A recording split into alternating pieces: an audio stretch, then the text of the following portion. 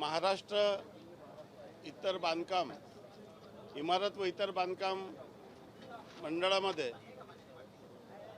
अनेक विषयाबद्दल आज विधानसभेमध्ये लक्षवेधी उपस्थित करण्यात आली आणि महाराष्ट्र शासनाने महाराष्ट्रातील जे इमारत व इतर बांधकाम कामगार आहे त्यांना दलालांच्या मुळे कुठलाही त्रास होऊ नये व पारदर्शक पद्धती महाराष्ट्रात राहावी म्हणून प्रत्येक आमदारांच्या अध्यक्षतेखाली प्रत्येक विधानसभेमध्ये एक समिती गठीत केलेली आहे।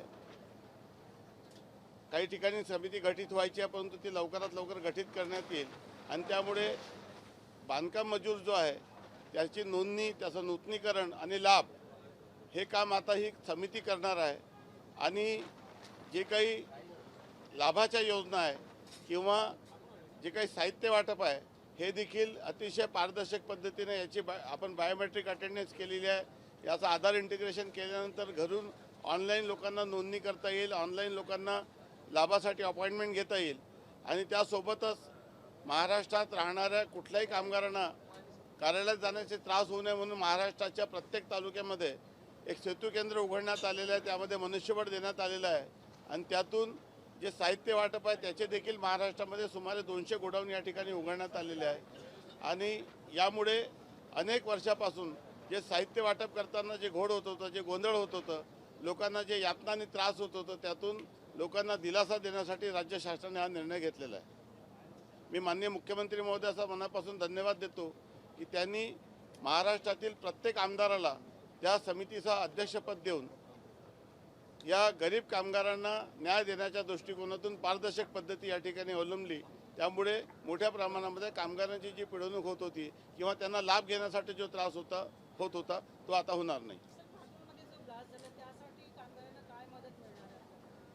कामगारांच्या मदतीसाठी आम्ही लगेच 2 तारखेला नागपूरमध्ये विभागीय आयुक्त कार्यालयामध्ये माननीय पालकमंत्री यांच्यासोबत बैठक घेतली आणि त्या बैठकीमध्ये जेव्हा 1 तारखेला आम्ही व्हिजिट केली त्यामध्ये काही त्रास या ठिकाणी, काही अडचणी दिसून आल्या, काही चुका दिसून आल्या आणि या सर्व गोष्टीमुळे आता भविष्यामध्ये अशा पद्धतीची घटना होऊ नये म्हणून मी पूर्वीच मागच्या वर्षीच एक बैठक घेतली होती आणि महाराष्ट्राचा जो औद्योगिक सुरक्षा आणि सेफ्टी बोर्ड जे आहे त्या डिस्टला आपण अधिक सक्षम करण्याच्या दृष्टीने प्रयत्न करत आहोत। जे सुरक्षेच्या दृष्टीने जे काही त्रुट्या दिसतात त्या त्रुट्या डिस्प्ले कशा पद्धतीने करता येईल त्याची माहिती कामगारांना आणि जिल्हाधिकाऱ्याला कशी देता येईल, त्रुटी काढणे आणि फक्त ते कागदावर राहणे त्यापेक्षा त्या सुधारणा कशी करता येईल आणि ती टाईम बाउंड मॅनरमध्ये कशी करता येईल या दृष्टीने आपला प्रयत्न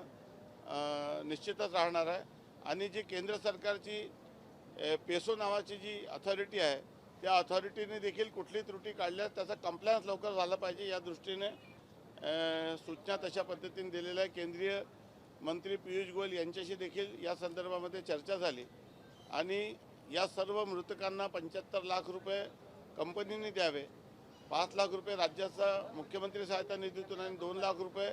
निधी माननीय प्रधानमंत्री महोदय यांनी जाहीर केलेला आहे आणि जे कोणी जखमी झालेले आहे त्यांना प्रत्येकी 25 लाख आणि त्यासोबतच जर ते भविष्यामध्ये त्यांची परिस्थिती काही लोक जर वाचू शकले नाही तर त्यांना देखील मृतक समजून